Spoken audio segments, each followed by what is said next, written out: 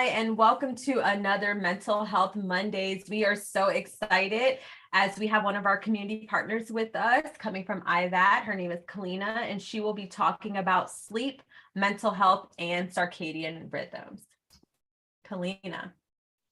Hi, my name is Dr. Kalina Riffenberg, and I have done a lot of work in trauma and hospitals with large companies, working with culture change and all sorts of things. And I'm going to be presenting today sleep and mental health. Oh, sorry about that. So I'm just going to turn myself off.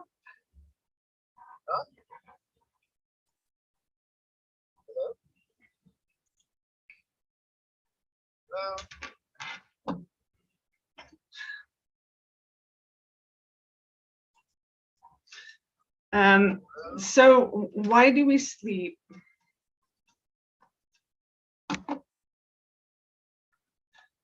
Sleep recharges us, our energy, our brain. We can feel that. But researchers have also learned that sleep helps us in processing emotions. And when we don't get enough sleep, we tend to be more upset with things. You've probably had the experience of being more reactive after not getting enough sleep. Someone walks into the kitchen where you're making coffee and they ask, "Hey, where's the bread?" And with great irritation, you say, "I don't know. Why am I the keeper of everyone's stuff? Why do I have to know where everything is? Why don't you figure it out?" That's kind of, so, I mean, they just quietly asked where the bread is, so no big deal. With more sleep, the response would be, "It's on top of the fridge," or "I don't know, let's look," right? So no big deal. Lack of sleep can change us. We're less able to deal with problems that come into our day. Things seem less overwhelming when we've had a good sleep. Our bodies also use the quiet time while we sleep to put down memories and file them so that we can, wait 1 second, I realized that, there we go. I see,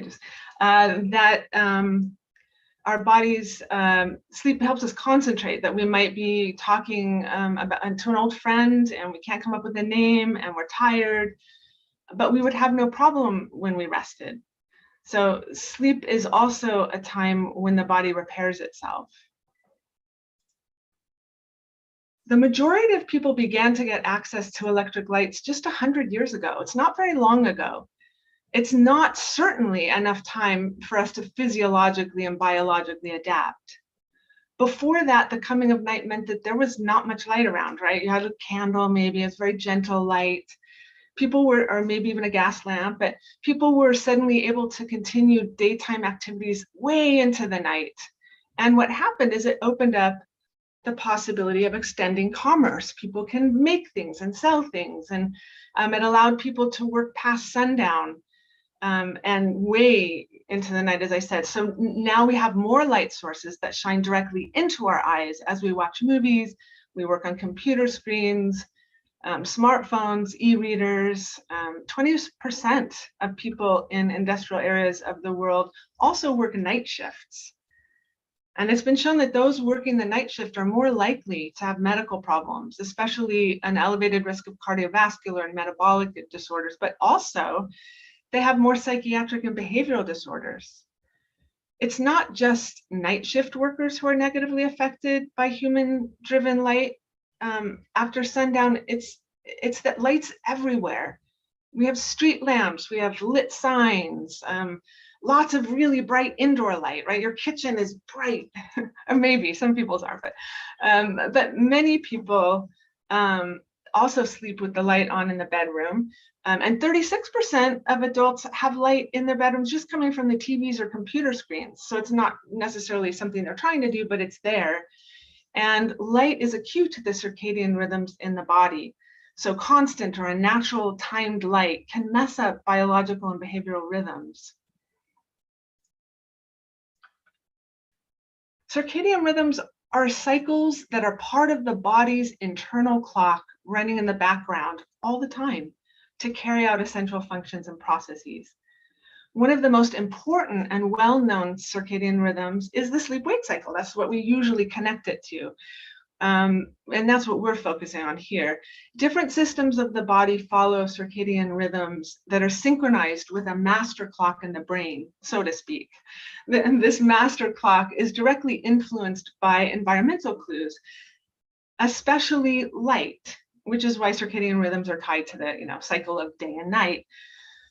So when it's properly aligned, a circadian rhythm can promote consistent and restorative sleep. But when this circadian rhythm is thrown off, it can create significant sleeping problems, including insomnia. But circadian rhythms play an integral role in all sorts of aspects of physical and mental health. We've known for a long time that mood disorders are associated with circadian rhythms. So seasonal affective disorder, you may have heard it as SAD. We may not hear about it so much in San Diego, but in Washington, we heard a lot about it.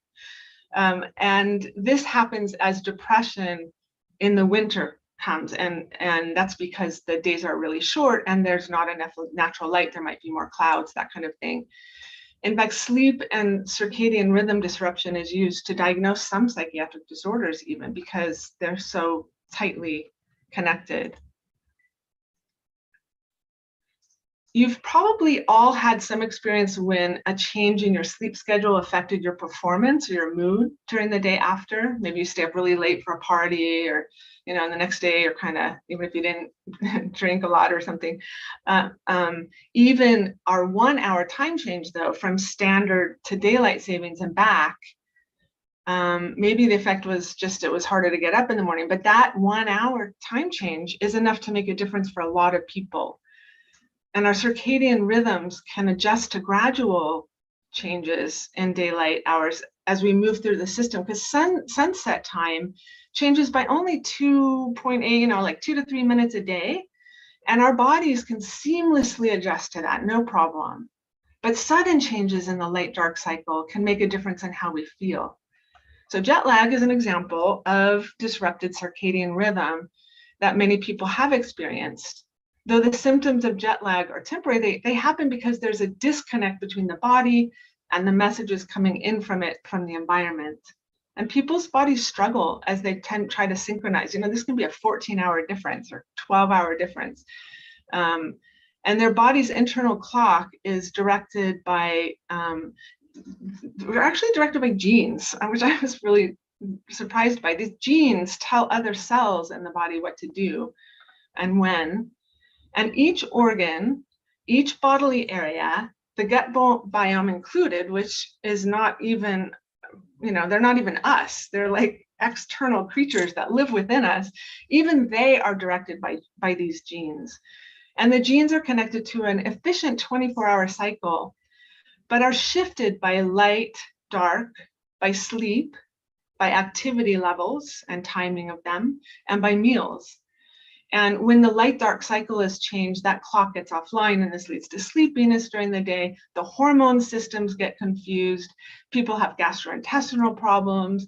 They have mood disturbances like anxiety and depression, which we'll be talking more about. In our society, most people have different schedules of eating and sleeping during the week than they do on the weekend. On the weekend, they go to bed later and they sleep later in the morning. So even if we don't travel over time zones, we're not in a jet, we're just in our house, the typical work-play habits create a kind of societal jet lag. And when the sleep-wake patterns are changed throughout the week like that, the circadian rhythm stays off balance almost the entire time. In order to be able to wake up for school or for work on Monday morning, 80% of the population uses an alarm clock. And everyone thinks that's normal, right? That's what you do. But waking to an alarm clock and it continues all week because it's a few days. So if you imagine you have, it takes 3 or 4 days to get over the 2-hour time change that you created by waking up later and having a different schedule. And then just as you're getting to the weekend, you've kind of gotten used to it and you make a change again. And so, and also children and teens are more effective and more affected and tend to need more sleep than they can get in our society. Their bodies also need to wake up later, and they've been having to get up to go to school really early in the morning, especially for them. And that's completely out of alignment with their natural circadian rhythms. So no wonder they're cranky and distracted all the time. And when people are able to sleep when they, as much as they want, looking at the weekend, they tend to sleep 2 extra hours than they do on a regular basis when they have an enforced work or school schedule. The mismatch of time devoted to sleep and then waking to an alarm and the variable weekend sleep schedule means that virtually everyone, without traveling, without working night shifts, almost everyone is experiencing this chronic societal jet lag. And circadian rhythms and sleep don't just affect how tired we feel or the amount of concentration we can muster, but they affect every system in our bodies. And they're not only affecting each system, but each process that happens within each organ or gland. And the genes that are responsible for this 24-hour clock turns each system within the gland on and off at certain times. So every gland has different things going on all the time. It's really an essential process. For example, the liver, what does the liver do? So it produces and secretes bile, it metabolizes fats, proteins, carbs, activates enzymes, stores sugar, stores vitamins, minerals, detoxifies blood. Okay, it goes on and on. The liver's amazing. Does all sorts of stuff. Each of those processes in the liver have a different timeline, and that timeline is controlled by the circadian rhythms. And let's just be reminded that if your liver's not working well, for example, because sleep and eating cycles are off, and it doesn't have time or energy to complete its detoxification cycle, we're not going to feel good. And maybe we'll just feel off. You know, when we don't feel well, we're more likely to be depressed or cranky or generally unhappy. You know, our mental health suffers. Extend that to every organ and every system and every cell in your body, all of which are influenced by the circadian clock, which is influenced by our habits.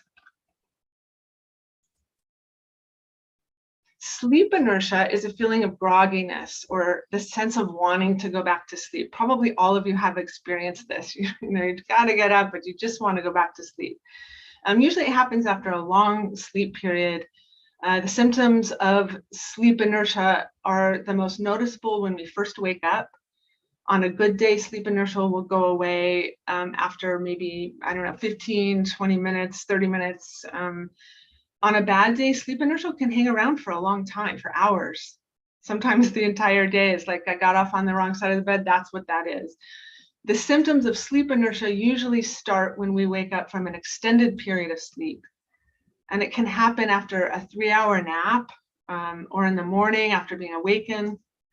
Sleep inertia makes people feel groggy, but they want to go back to sleep, and they have impaired cognitive ability, impaired visual attention, impaired spatial memory.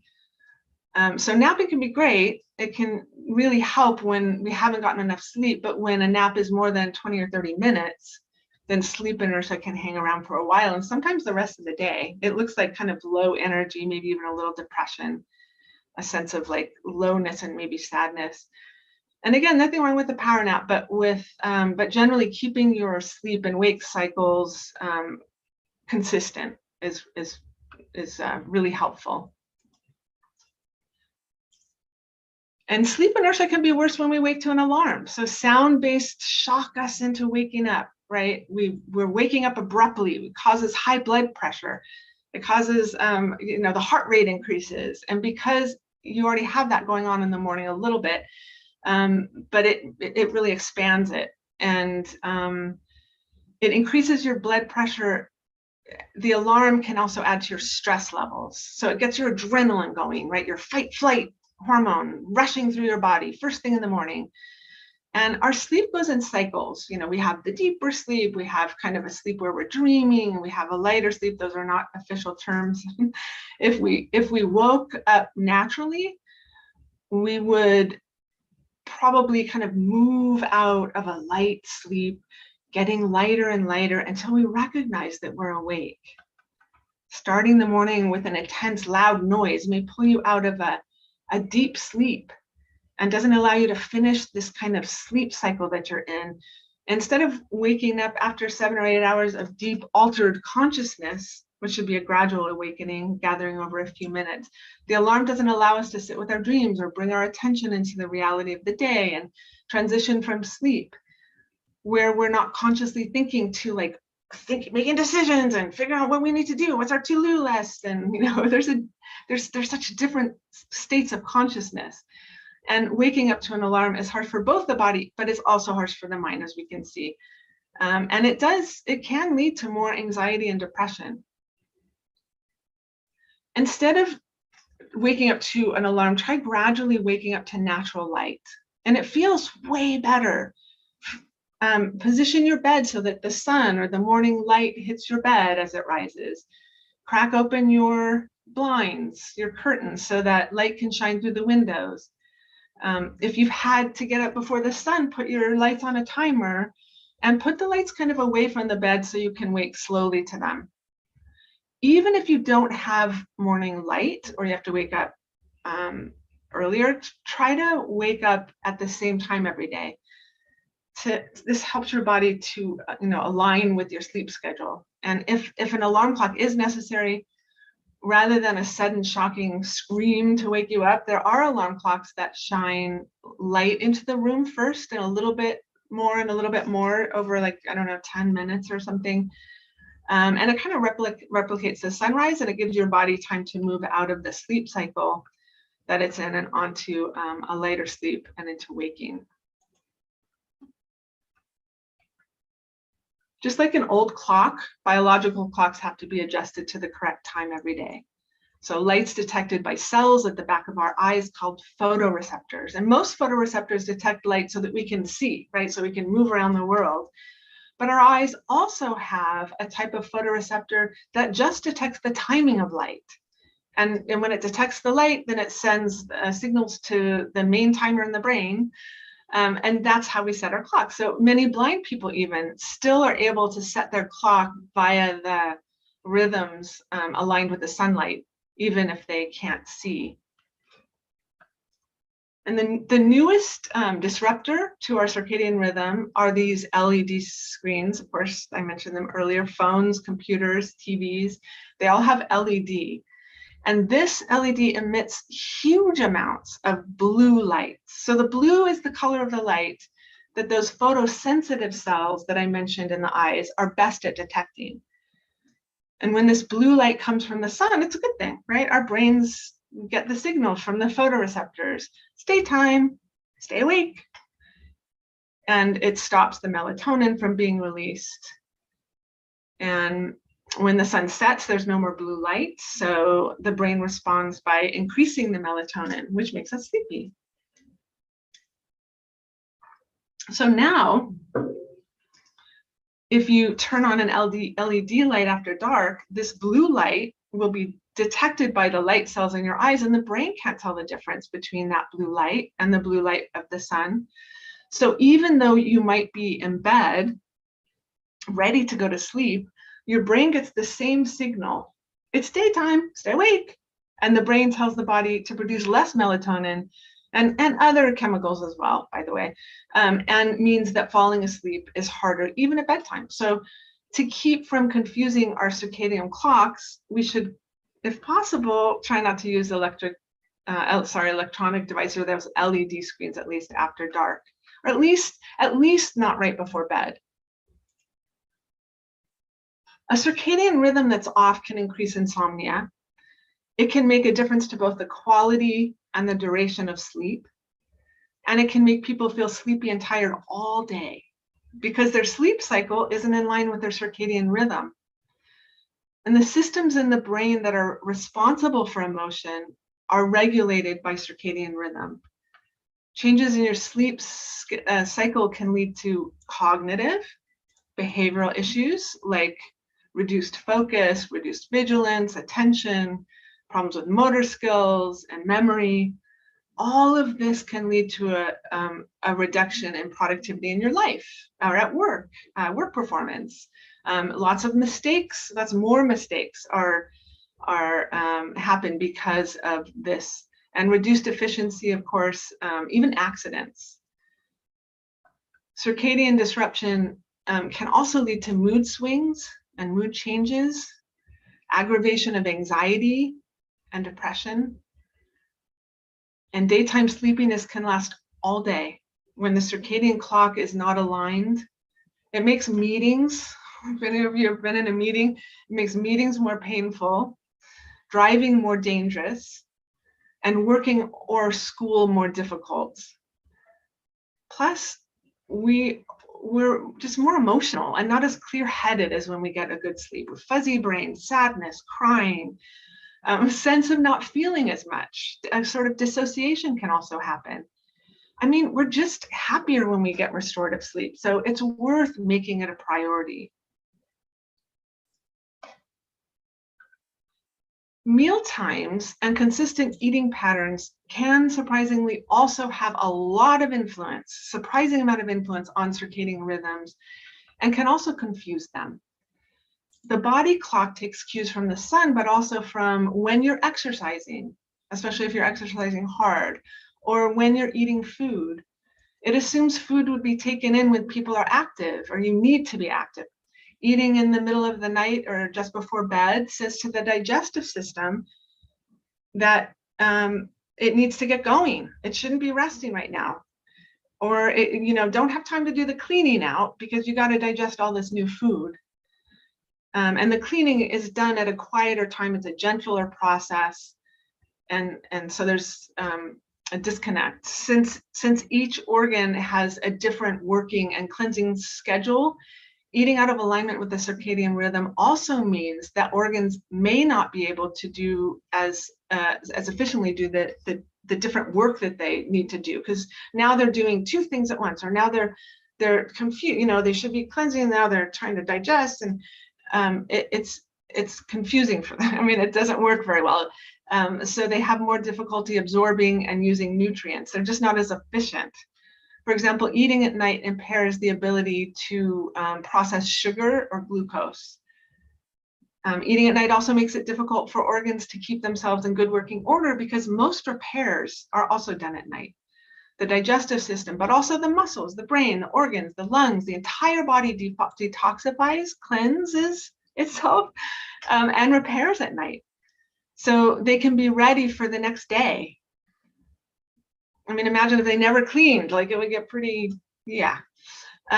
So it has recently been found out also that even night shift workers would do better getting most of their food during the day, along with the light and dark, even though they're sleeping at other times. It's kind of interesting.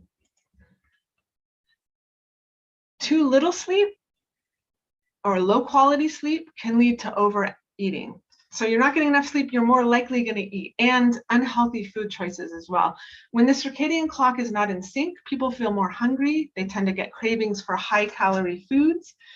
The appetite's not regulated, and chronic lack of sleep can change the relationship with food to create struggles with addiction, like attachment to food. Like you just want those chips. The circadian clock that's out of balance can leave people eating at all times also, like 24 hours. You're eating like right before bed, you're eating in the middle of the night sometimes for some people. And it can lead to metabolic issues. And of course it can lead to weight gain, which in turn can lead to a lack of energy, self-esteem issues, depression, anxiety. It's all connected. On top of the cravings and unbalanced food choices chosen because of lack of sleep, being tired makes physical activity harder and more cumbersome. So late eating or eating before bed can itself create a negative sleep cycle of low quality sleep to cravings and back to lack of sleep. So what's happening that makes us want food just because we're tired? So sleep helps to determine when the brain should order hormones to be released in the body, including those connected to hunger and appetite. When we're tired, there's less of the hormone released to say that we're full. So it's not telling us that we're full. And there's more of the one that tells us that we're hungry. So it's telling us we're hungry and we're not full. Because the body trusts us, trusts our brain that we need to eat, because even though it's night, we're going out to hunt or find a lost cow or something. So it provides us with those hormones that allows us to eat even though we're tired. So lack of sleep makes us feel more hungry, doesn't tell us that we're full as efficiently.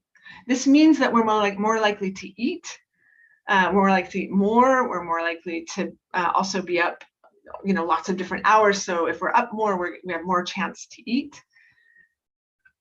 And not only that, but lack of sleep actually affects the part of the brain that determines how we think about food. Brain activity is increased in areas that see food as a positive reward. Of course, we're going to eat more. It's a reward. On top of that, these changes in the brain, seeing food as a reward, also seem to have more of an appetite for high calorie, high taste foods. That means snacky type of foods. And this is true for children and adolescents as well. And there's this connection between sleep and obesity and diabetes and food addictions and food disorders. Or eating disorders. All this is connected. So we know that too little sleep or low sleep quality leads to overeating and bad food choices. But how does overeating affect sleep?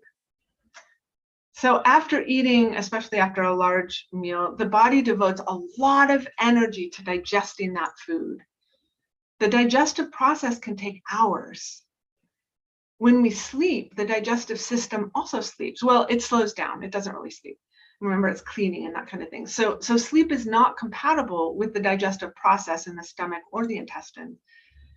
Digestion is a more active phase. So the body has to stay in a more kind of a work phase to get that digestion done.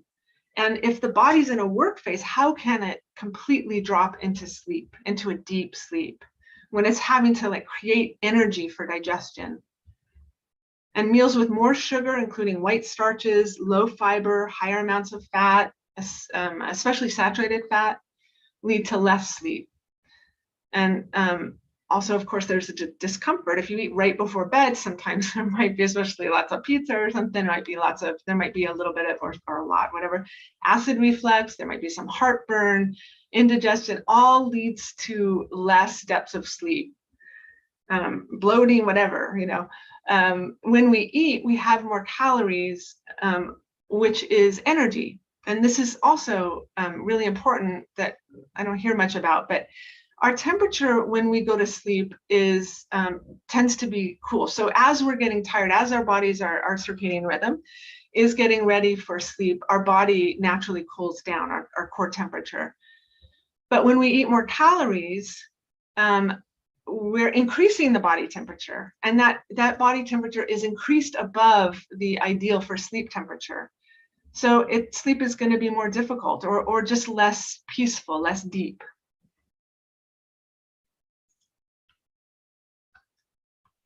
I'll just do this really quickly. As I mentioned before, low fiber, high saturated fat, high sugar diets lead to low quality sleep, period. Not having sufficient nutrients can also mean difficulty sleeping. So if you're not getting enough calcium, which is found in green vegetables and milk products and tofu and soybeans, magnesium is found in nuts, seeds, beans, whole grains. Also, I think, leafy greens as well. Anyway, it's a calming mineral. And other nutrients have been found to be important to sleep, including practically all of them, but A, C, E, and D, K, etc. Because all nutrients that are beneficial, that lead to a healthy body, and a healthy body will have better sleep. The best nutrients are found in whole natural foods. They haven't been processed because the nutrients often do get processed out. Mental health can affect sleep. It's important that we also prioritize our mental health, because if we don't, that might create another one of those cycles where your mental health is affecting sleep and you're tired, which is going to impact your mental health negatively. Sleep can create mental health issues like, lack of sleep. I talked about this, difficulty coping with relatively minor stressors, can impact our ability to perceive the world accurately. But then again, backwards, mental health can affect sleep. Anxiety can cause running or repetitive thoughts, worries that keep us awake. People may also have panic attacks while trying to sleep, and they can even be woken up by the panic attacks. Stress dreams can keep you from having a peaceful sleep. Depression, grief, seasonal affective disorder, or SAD, can make you sleep more, and then create insomnia later, just get you off balance.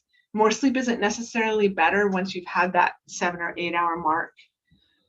If you've gone through trauma, this can cause nightmares, night terrors that disturb your sleep.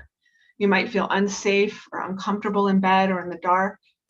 Many of these issues can get better, but you have to reach out and connect with a psychiatrist to fine-tune meds, or work with a psychologist to clear ruminative thoughts and trauma. And all of that process can really help sleep. So what gets in the way of good sleep? Caffeine intake. Reaching for a cup of coffee or energy drink may help you feel more awake in the morning. Sure, great, awesome. Lots of people want increased alertness. To the tune of over 1.6 billion cups of coffee are consumed worldwide each day, and not including the 3.7 billion cups of caffeinated tea. Caffeine works by blocking receptors in the brain, increasing the wakefulness and alertness. But too much coffee too late in the day is maintaining that blockage of the receptors in the brain, and it can negatively affect your sleep. Temperature adjustments, sleeping in a room that's too hot. So it's not just your body core temperature, but also the outside temperature, prevents your body from cooling down very easily before sleep, resulting in not sleeping well. So try adding a quiet fan to your room, or adjusting, the blankets on your bed, whatever can help, maybe even a little air conditioner. Stress may, worries, that kind of thing keeps you up. For example, issues with money, housing, work, problems with where you sleep. For example, if you sleep somewhere that's loud or bright or otherwise uncomfortable, you're easily disturbed. Health conditions, of course, you want to get those worked on so that, if possible, that cannot get in the way of your sleep. Being a parent, not everybody knows that. Being a caregiver can also lead to interrupted sleep. Taking medication, including starting or coming off a medication. Recreational drugs and alcohol get in the way of sleep, even though people often think it helps them. In the long run, it doesn't, usually, for most people. Working at night or being a shift worker. Current or past trauma, I mentioned that. Mental and physical health problems. Anyway, lots of things can get in the way of good sleep. When we don't sleep well, we're more likely to feel off the next day. So this can be particularly bad if our lack of sleep is chronic. We're more likely to feel anxious, depressed. People are more likely to have psychotic episodes. Poor sleep can trigger mania or psychosis. We're also more likely to feel lonely or isolated. People tend to feel more alone even though nothing has changed except that they didn't get much sleep. And it takes energy to reach out and see people. If you don't have the energy, or people don't understand that your low energy is not anger, that you're just not up for seeing someone today, that isolation can be compounded. And when we're tired, we're more likely to struggle to concentrate or to make plans and decisions. We feel irritable, we feel overwhelmed, because we just don't have the energy to get things done. And it's a certain kind of core energy that's different from some energies. We're more likely to have problems with day-to-day life, tasks, organization. We're more likely to be short-tempered and reactive, so our relationships can cause problems for them. People who chronically sleep too little also exacerbate health concerns, including mental health problems. So how can you sleep well? Studies have shown that there's no optimal sleep position. though on the back can make breathing a little more awkward. And if you're snoring or if apnea, there might be more of a problem. The body keeps track of sensation and moves if there's pain or if you're uncomfortable or you're like been in the position for too long. Most of us move throughout the night and spend about 50 or 60% of the time on our side. A pillow that's not too high, the stuffing type of material doesn't apparently make a difference, but a U-shaped pillow is apparently the best. Don't have one, so I don't know, but that's the news. Having some airflow and temperature between 60 and 70 degrees is ideal in the room. Increase bright light exposure, very important during the day, especially in the morning in order to set your internal clock. And people with insomnia, daytime bright light exposure improved in studies, improved sleep quality and duration. It also reduced the time that it took to fall asleep by 83%. So get out and into the light, right? A similar study in older adults found that 2 hours of bright light exposure during the day increased the amount of sleep by 2 hours. That's huge. And sleep efficiency by 80%. So again, getting outside every day, especially in the morning, if possible. Since people work, I understand you can't, but just getting that light, that natural light into your eyes. And on the other hand, reducing the blue light exposure about 2 hours if possible before bed, but at least before bed. They do have light reducing glasses, or you can download an app that blocks blue light as an alternative, but there are other reasons that you might not want to take your phone or a computer to bed. Also, no alcohol. Well, I won't go into that. Caffeine later in the day, like I said, caffeine can stay elevated in your blood for 6 to 8 hours, and for some people longer, even up to 12 or so, 11 or 12. Reduce irregular long naps, no longer than 30 minutes.